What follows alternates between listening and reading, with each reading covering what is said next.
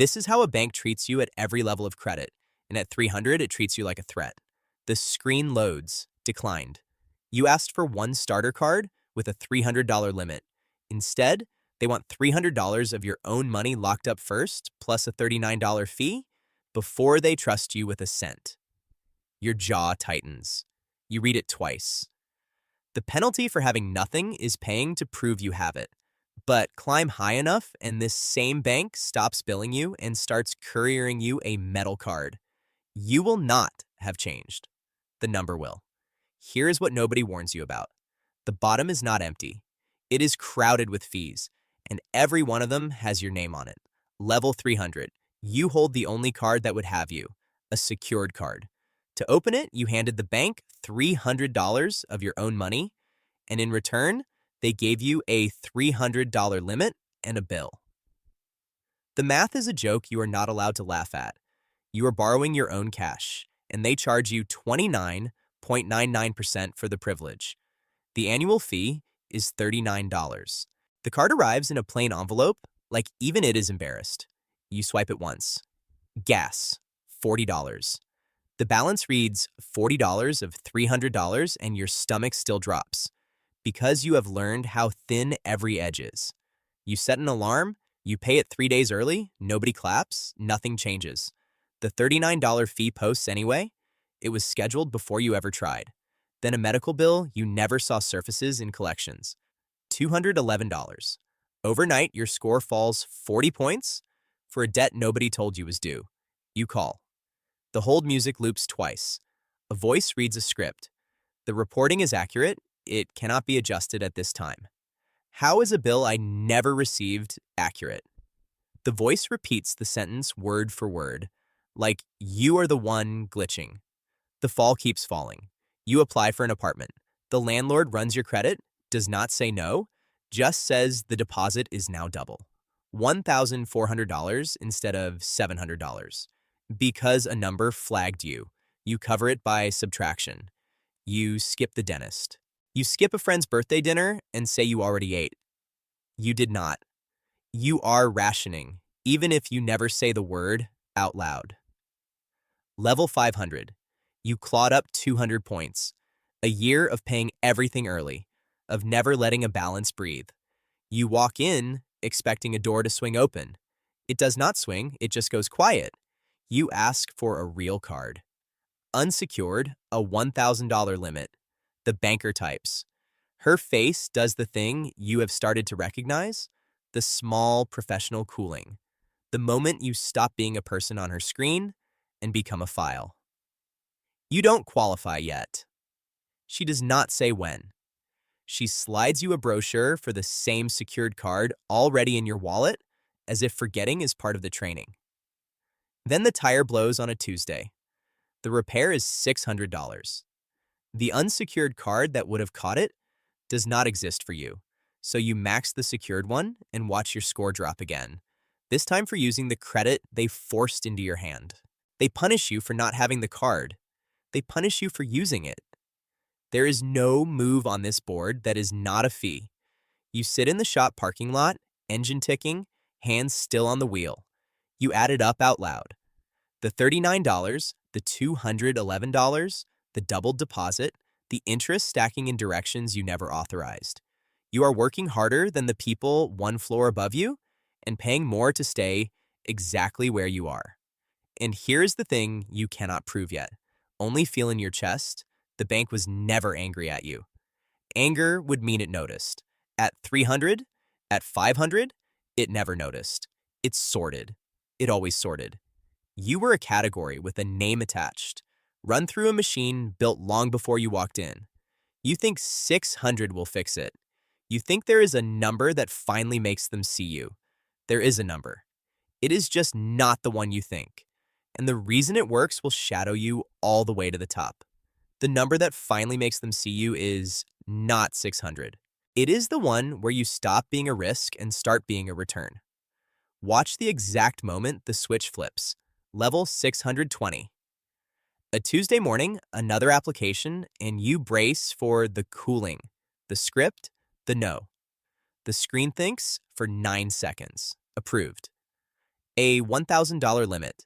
You rate it 3 times. No deposit, no collateral, no $300 of your own money held hostage. The same bank that demanded your cash 6 months ago just handed you theirs and did not blink. You sit in the car and try to feel proud, but nothing about you changed overnight. You did not get smarter or kinder or more honest. A number crossed a line on a chart, and the chart decided you were worth a small bet. Worth, in their language, has nothing to do with being worthy. The offers begin. Real envelopes, your name spelled right, the word pre-qualified printed like a compliment, as if they learned something about you instead of about your file. You take one, approved in 90 seconds. The rate is 24%, still a leash, but it is yours without begging for it. Then the strangest thing. The maintenance fee that bled your checking for years just stops. No letter, no apology. You refresh the statement twice to be sure it's gone.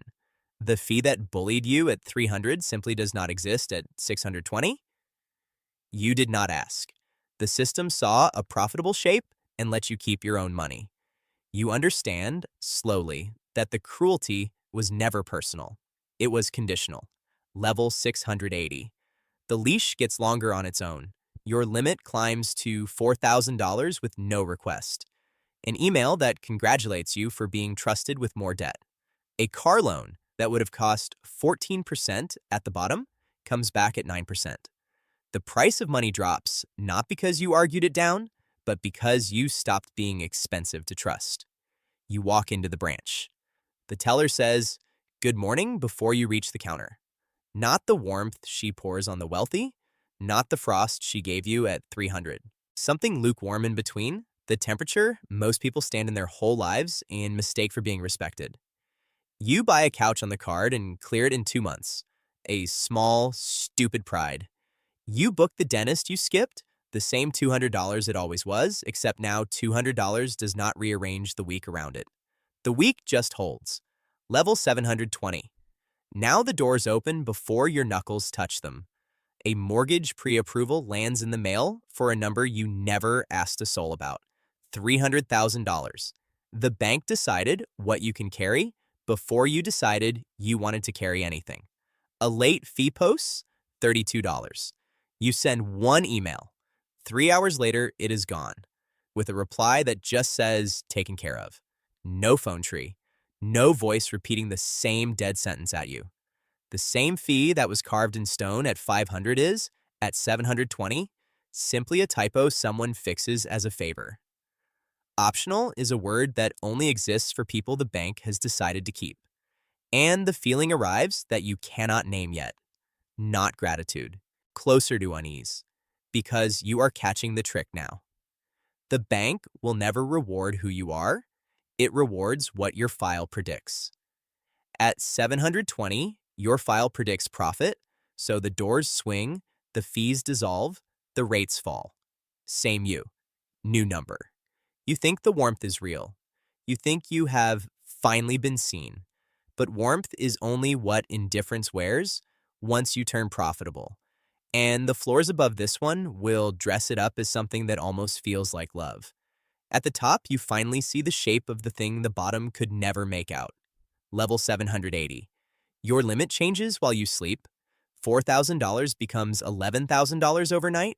No request, no application, just a push notification telling you the leash got longer. More rope is not more freedom. It only feels that way until you remember who is holding the other end. The next morning, the phone rings. Not a robot. Not a cue. A man who says his name twice, slowly, and gives you a direct line that skips the menu entirely. "I'll be your relationship manager," he says, like the title is a gift. He asks about your goals, your timeline, where you see yourself in 5 years. The same institution that left you on hold at 300 is now calling you first thing on a Tuesday, just to ask how you are. A $45 fee shows up. You mention it in one line of email. 40 minutes later, it is gone, with a note that says handled. You remember the voice that could not adjust anything at this time. The script was never the truth. It was just the face the bank wears for people who do not pay enough to see the other one. Level 800. Now the lenders come to you. You shop for a house, and three banks call to underbid each other for the privilege of your mortgage. The rate that would have been 14% at the bottom is 5.9% here. You did not haggle. The price of money simply fell because you stopped being a risk worth pricing high. You walk into a branch in a city you have never visited. A woman with a nameplate stands before you reach the counter. "Welcome back," she says, though you have never been here. She walks you past the rope line, past the people clutching denied applications, past the version of you that stood there at 300 not knowing there was an inside to be let into. You only see the line now that you are being walked around it. Then it arrives. Not an offer, an invitation. Heavy cardstock, your name engraved. And beneath it, a metal card with no limit printed on it and no rate published anywhere. By invitation only. You did not apply. You qualified silently years ago, somewhere inside a system that never stopped watching the number climb. You hold it in your palm. It is heavier than plastic, and that weight is the entire message. The same bank that once locked up $300 of your money before it would trust you now hands you a card that admits trust was never the question. Profit was. The question was always profit, wearing the borrowed costume of trust. And here it is, the thing you could not prove at the bottom but felt in your chest the whole climb up. The bank was never cruel, and it was never kind. It was a mirror held to a number. At 300, it showed you a problem. At 800, it shows you a partner. You are the same person you always were. Only the number ever moved. Somewhere right now, a screen loads with a minus sign on it. Their score is 300. They wanted one starter card, a small limit, a chance. Instead, the offer locks up $300 of their own money and adds a $39 fee before it will trust them with a cent. Their jaw tightens. They read it twice. They feel something that is not anger, just tired. They do not know yet that nothing is broken, that the machine is running exactly as built. The same bank that will one day courier them a metal card is right now charging them for having nothing. A credit score never measured who you are. It measured how safely the system could profit from you. The number never described you, it described the bet.